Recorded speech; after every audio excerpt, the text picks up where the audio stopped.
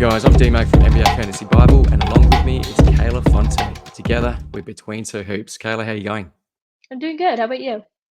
Doing really well. We've got a lot of shows on today. We're banging out 3 shows right now. So let's get into our ads, drops, holds, and streamers, shall we? Let's do it. Okay. Starting with our ads, and when we talk about our ads and drops and streamers, we'll mainly be referring to standard league 12-team leagues. So keep that in mind. So if you guys are in deeper leagues, know that some of these guys may either be applicable or just be aware that we don't necessarily mean you have to drop these guys in your leagues. Just be mindful of that as we go through it. But for ads in our 12-team leagues, obviously, starting with your 2 guys, Dyson Daniels and Norman Powell, what great ads they've been. They've looked fantastic too. Dyson Daniels is definitely my number one for me, just because he contributes to a lot more categories, especially defensively. He has a big impact there. With Powell, he had an amazing almost 40-point game performance, and he's going to have that big offensive role while Kawhi Leonard is sidelined, and even after he returns too. Dyson Daniels ranked 49th in 9-cat at the moment, and Norman Powell in the 50s as well. So that's tremendous. Now, we say that they were ads, but in a lot of our leagues, they were already drafted. But we still noticed that the rostership was way too low at the start of this week, and it probably is still too low, to be honest. So if they are available for whatever reason in your league, go and scoop them up right now, because we think that, particularly with Dyson Daniels, they're going to have sustainable value throughout the season. Maybe not as high as top 50, but definitely worthy of a 12-team category league and points league for that matter. Next one's Dennis Schroeder. Now, a lot of people picked him up off the waiver wire, and he's been tremendous value for Brooklyn Nets and for fantasy teams alike. Yeah, I think a lot of people were concerned about how his role would be alongside Ben Simmons, but they both managed to start, and Schroeder is still providing excellent value. So if he's available, go pick him up. Yeah, I think with Claxton ramping up, I think that probably hurts Ben Simmons more, and we've seen a fair bit of footage overnight with Ben Simmons being looking quite timid, not really aggressive, and we haven't seen that aggression for quite some time. So I wonder if that does impact his, I guess, his play as well. But Dennis Schroeder should be a continued sustainable guy in 12-team leagues for quite some time, until at what point the Nets decide to tank. But we've got plenty of time between now and then. Scoot Henderson, now he was available in a lot of leagues, but he's looked really solid so far. Yeah, I think some people were concerned that he's been coming off the bench, but I mean, he's still been providing really good value in the main categories. He's still seeing high minutes. Yes, there are concerns with the turnovers and the field goal percentage, but that's less of a problem in points leagues, especially. And I'd still be willing to pick him up in a cast league, no problem. Absolutely. And there's a lot of teams out there that have catered to that with punt field goal and punt turnover types of builds as well. So if you do have that build, or even if you don't, Scoot Henderson's a very viable ad. So if he is available, go and grab him right now. Jeremy Sohan, he was very popular in drafts, late in drafts, but I still saw him on a few waiver wires. Yeah, I've seen him in some of mine too. I think some people are still a little bit scarred from last season when he was at that point guard role. But now he's in his natural power forward role, and he's really filling in a big gap offensively. And I think he's a really, really good player this year. Yeah, and we thought that Harrison Barnes might actually play a lot more minutes, but it hasn't really been that way. I think Jeremy Sohan's been almost the number 2 option offensively Mhm. for the Spurs as well. So that's really good for his sustained value. And actually having that point guard role last season has really helped him refine his game and just given him a better outlook on just better decision making as well this season from the power forward slot. Trey Mann, very popular, and he's pictured right here. Definitely available in most leagues, most 12-team leagues coming into this season. But with Brandon Miller sidelined probably for another week, Trey Mann's got some value right now. And even while Miller was healthy too, he still looked really good. He's going to have that six-man role. He's still giving you stats in the main cats, a couple of threes and steals. So if he can sustain those minutes throughout the year, great long-term ad. And isn't it interesting? I saw quite a few videos comparing his play and Allen Iverson. So a bit of a throwback to AI back in the day. So yeah, really good by Trey Mann. Christian Brown, he's really looked good. It was going to be himself or Strother picking up the slack from for this year for the Denver Nuggets, but Christian Brown has looked really good. Yeah, and he's got that starting role, and I think that's something that the Nuggets will continue to give him throughout the year. He's been very versatile.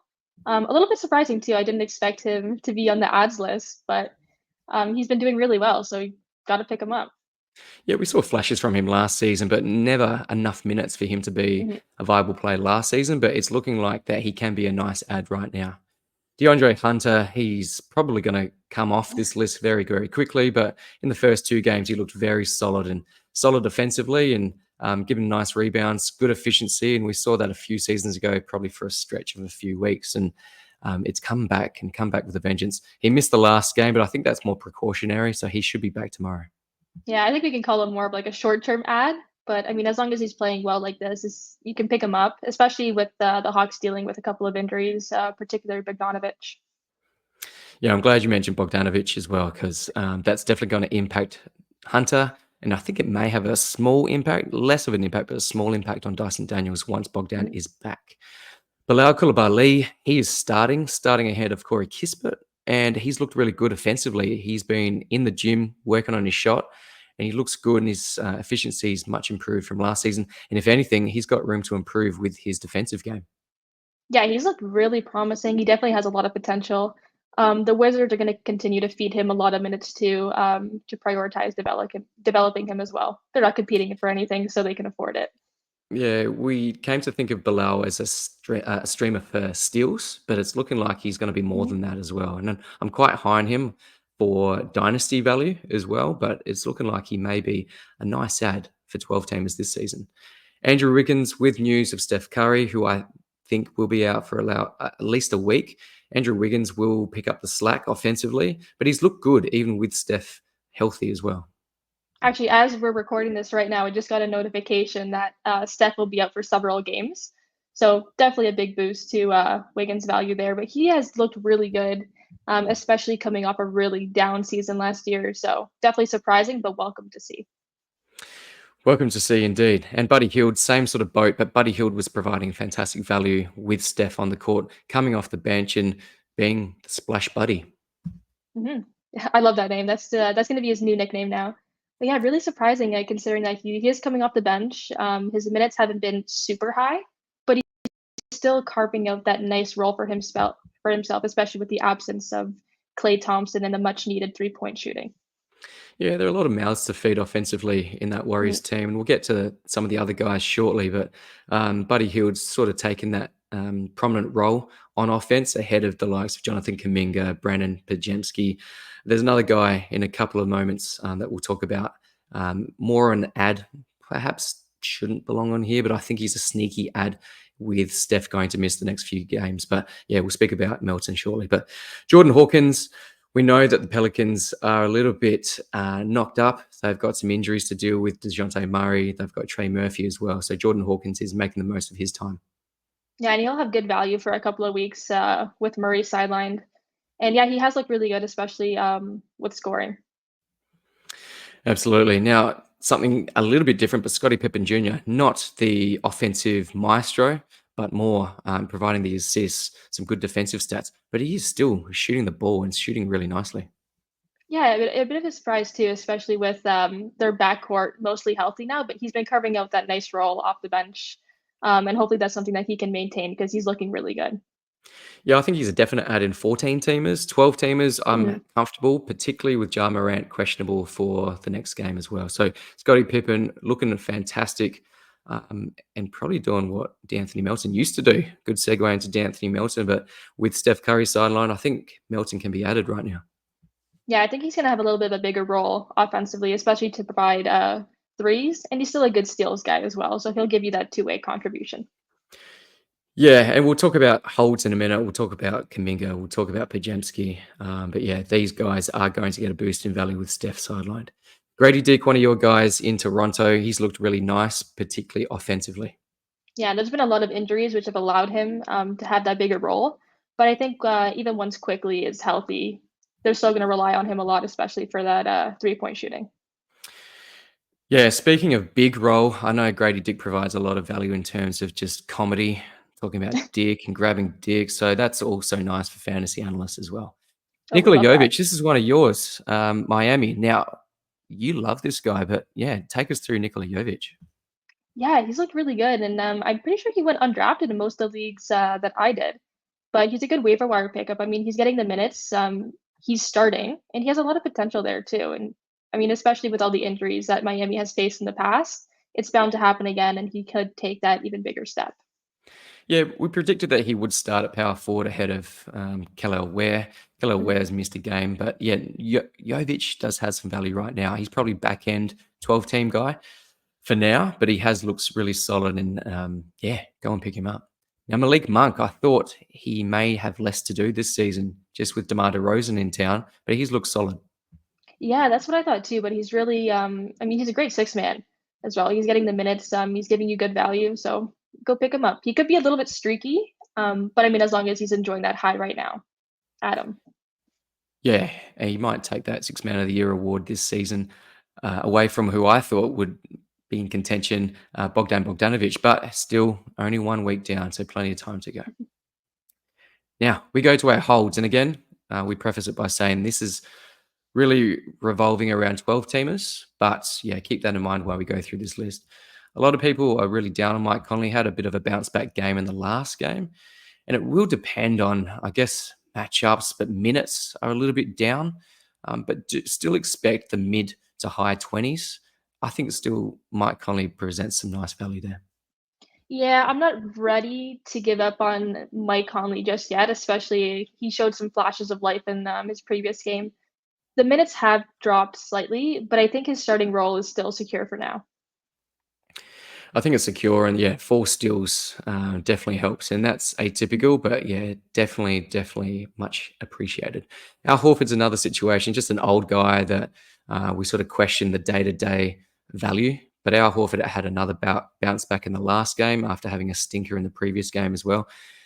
I think he's a hold, but he's a frustrating hold. And I say I think he's a hold. I actually dropped him in one of my 12 team leagues. So a little bit contradictory, but particularly in a roto situation where you know that if he is out, you don't have to play him. He's not going to hurt you as well. So that's probably more a roto play.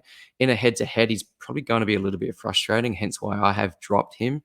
But when you know that he is going to play, I think he is a hold, but that he's probably more that streamer level in the head-to-head situation. So it may depend on your format of your league. Yeah, it definitely depends on the format. The other thing that's frustrating is that he misses back to backs, so that's definitely rough. But I mean, as long as Porzingis is out, he has that elevated value. Once he returns, probably droppable and just a streamer in that sense. And we'll talk about back-to-backs in our next episode where we talk about schedules and back-to-backs. But Boston have a back-to-back this week. So um, watch out for Luke Cornett. Al Horford will sit out, which is going to hurt those head-to-head leagues as well, unless you have a lot of IR slots. So not as bad. So keep that in mind. It really depends on your league settings as well. Taylor Hendricks, he's a solid hold for me. Slow start offensively, but we know that he's got that starting role sewn up. It's upwards for him, and I just don't think you need to drop him right now. Yeah, having that starting role is very promising, and he has a lot of upside too, as we saw towards the end of last season. Definitely hold on to him if you can.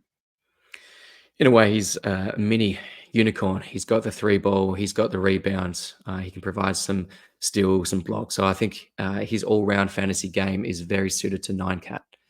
Alex Sarr is another one whose value is tied up in some defensive stocks. But we saw some blocks in the last game, but with Washington playing in some blowouts as well doesn't hurt those, doesn't help the minutes. But I think he looked really solid in the last one after a bit of a stinker in the first game. Yeah, he's been looking better and better, and he will kill you with the field goal percentage. But I mean, the upside is there too.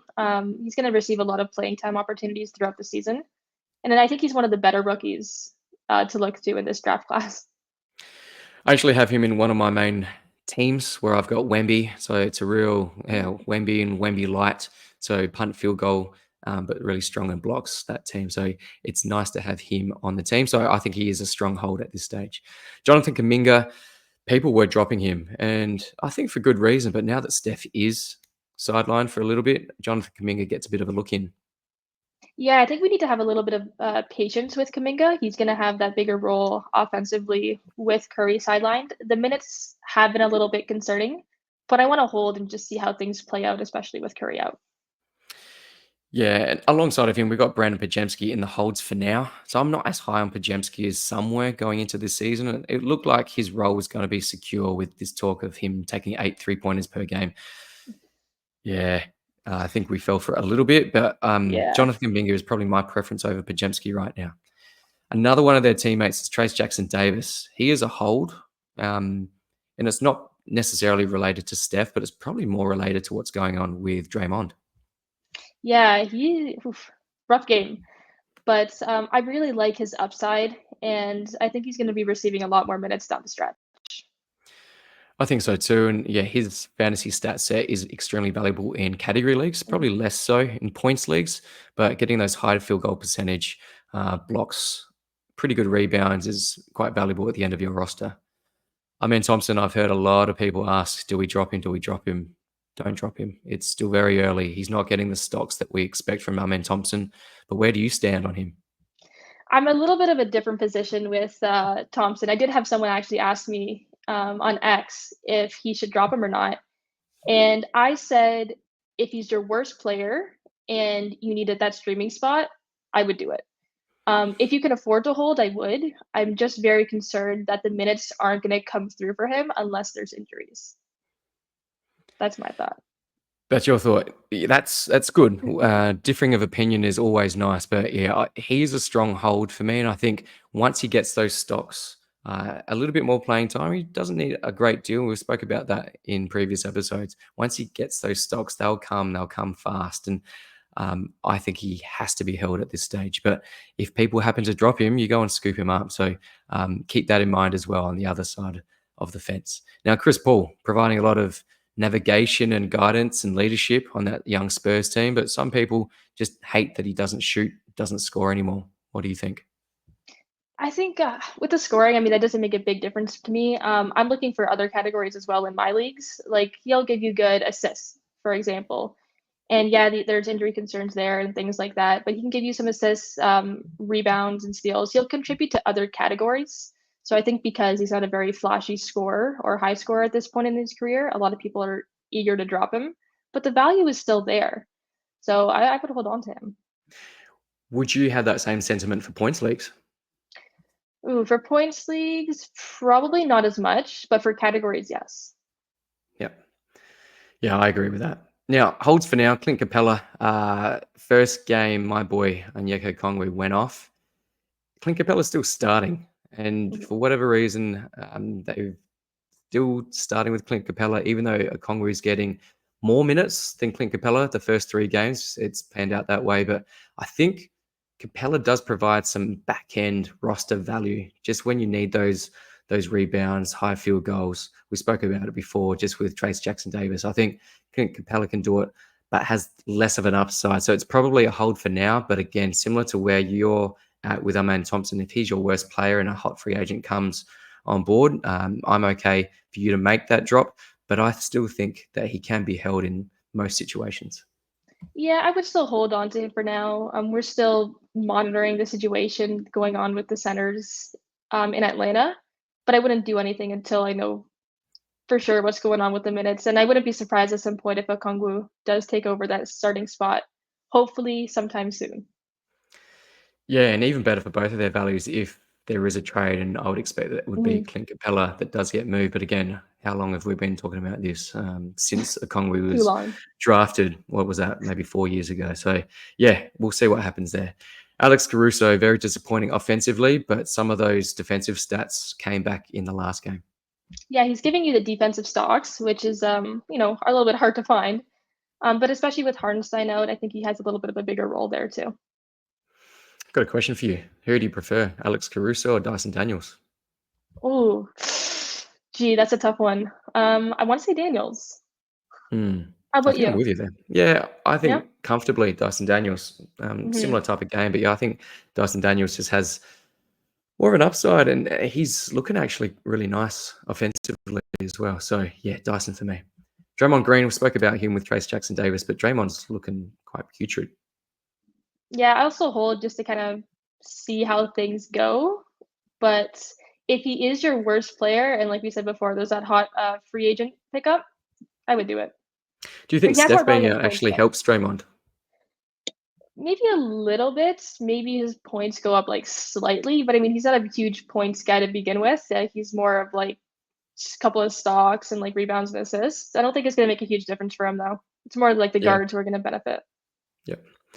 Zach Edey, I have seen him dropped in quite a few leagues that I'm in. What would you do with him? I would still hold him for now. JJJ is a little bit injury prone, so I think he's going to have a lot of opportunities to step up. And the other thing is too is he's a rookie. We always talk about this with rookies, but there's the growing pains, right? So he needs some time to just adjust to playing at an NBA level. So I'm not super worried yet, and I would hold him for now. Yeah, I think you're right. I think he just needs some time. He might even have some fitness issues as well. So he's not playing high minutes at the moment, but if he gets that Mhm. engine going in him, then perhaps he's able to stay on the court for a little bit longer as well. So I'm holding for now as well. And as we mentioned, Brandon Pachemsky, people dropped him. I think if he has been dropped, I think he is a pickup now that Steph is going to be sidelined. I think he does benefit. Yeah, that's the main thing. Curry is out, so Pajemski is going to be one of the biggest benefit the most from his absence. And what they were saying in preseason, him taking 8 3-pointers a game, maybe that comes to fruition while Steph is sidelined. So we'll see what happens. Fingers crossed.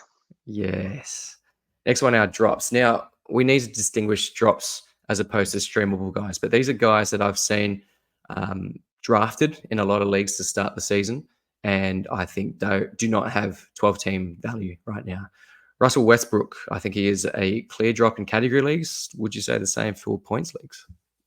Probably yes. He does have a little bit more value there, but I mean, I would feel comfortable dropping him if someone better came along too.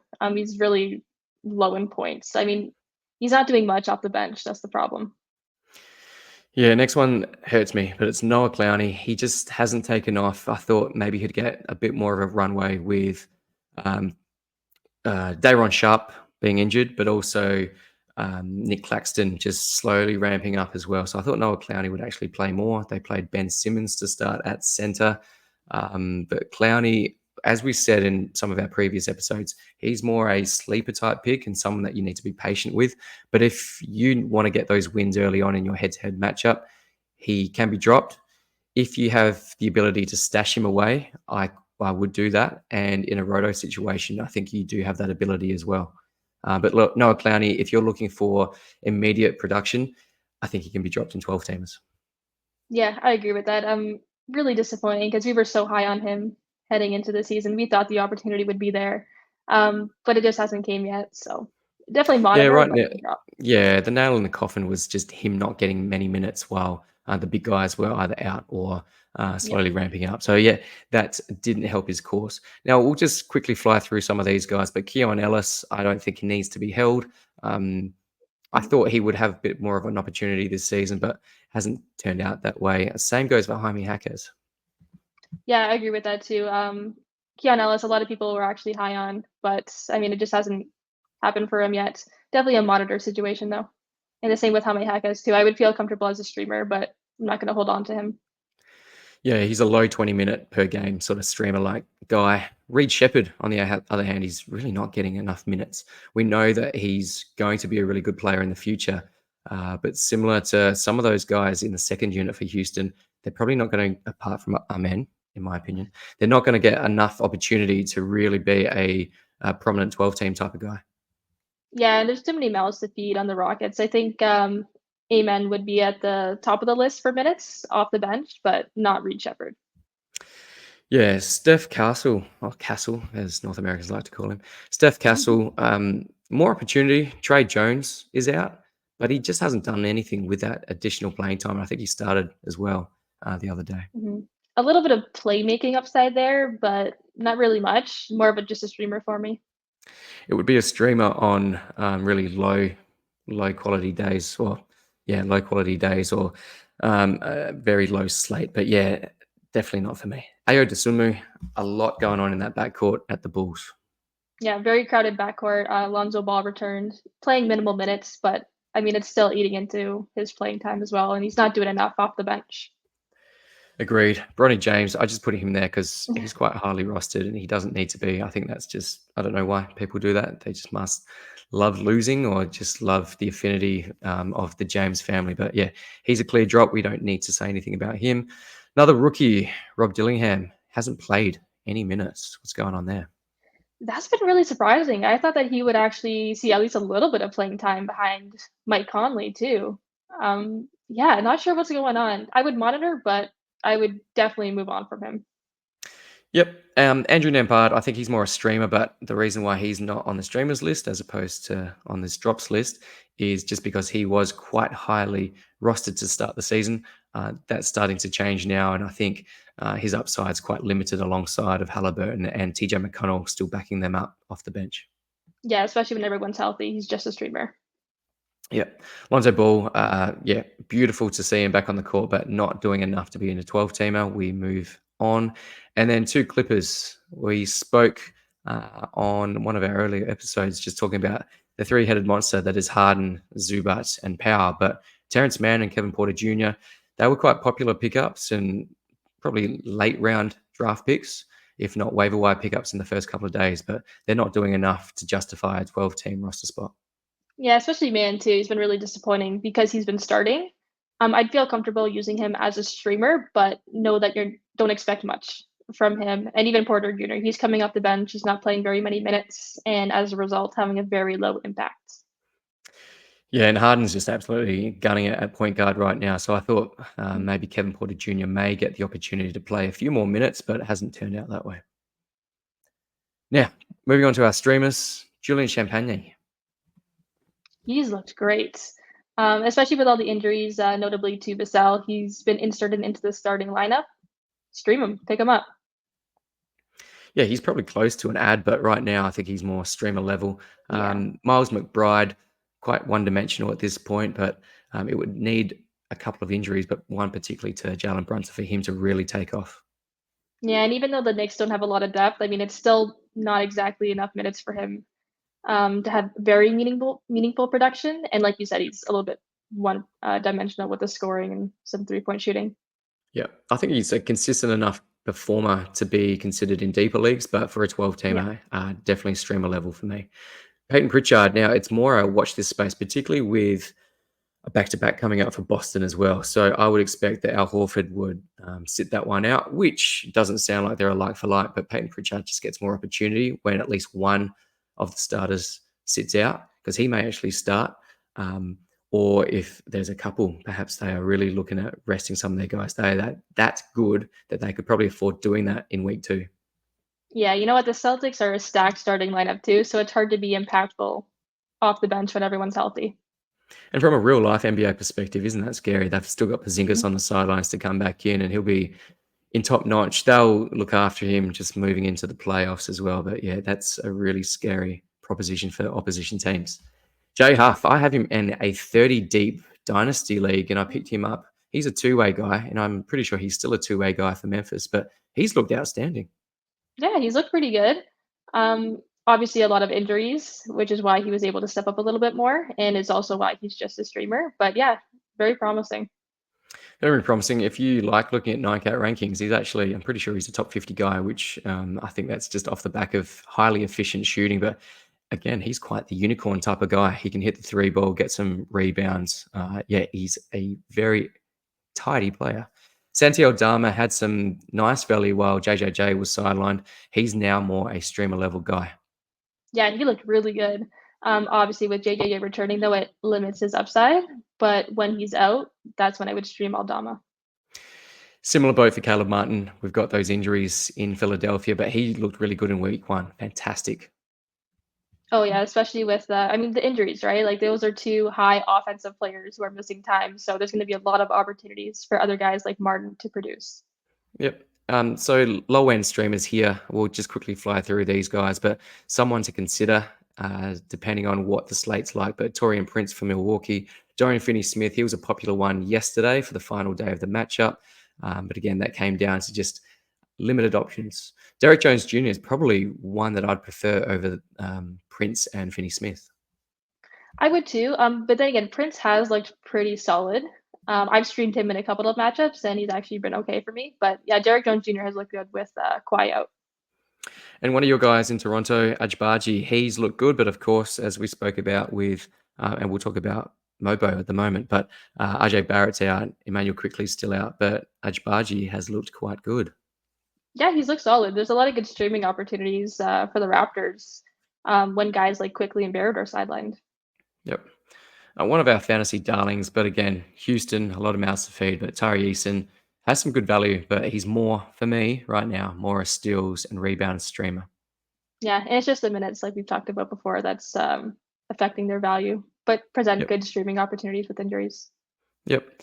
Some shooters coming up. We'll quickly fly through them. Seth Curry, Gary Trent Jr., Tim Hardaway, Malik Beasley, all four of those guys, you know what they're going to provide. It's going to be threes, it's going to be points, the occasional steal for Gary Trent here and there, but decent if you do need those points and threes. Yeah, you don't expect much else from these guys besides points and threes, but you know what to Yep, expect with them. exactly. And the next three guys, Donovan Clingan, Eves Missy, and Kevon Looney. Decent production when it comes to big man stats. If you need some blocks, you need some rebounds. I actually like Eves Missy. I was going to put him on a 12-team ad, and I did add him, and I probably regret dropping him at the moment. But he's looked really good. Offensively, a little bit challenged at the moment. Not playing huge minutes, probably 20 in the first couple of games and slightly less in the third game yesterday. But those blocks look really good from particularly Klinger and Missy. Yeah, I was trying to pick him up, but no luck. He was taken in all of my leagues. Klingon, I do like a little bit. Obviously, with Williams out, he's not playing high end minutes, but he's been a good per minute producer, especially with the blocks. Yeah, Klingon, I really like, and maybe we do put him on the ads list, but we've seen it in the past. DeAndre Ayton has quickly fallen out of favor with particular coaches, and they really limit his time. We saw it in Phoenix. Perhaps it does happen at some stage in Portland, but at this stage, Ayton's playing okay, and Donovan Klingon's backing him up, and more for streaming level purposes at the moment. But as we said on one of our previous episodes, just keep an eye out because Portland are not in it to win it this season. They are in it for Cooper flag stakes. So Klingon could be a really solid play come end of season.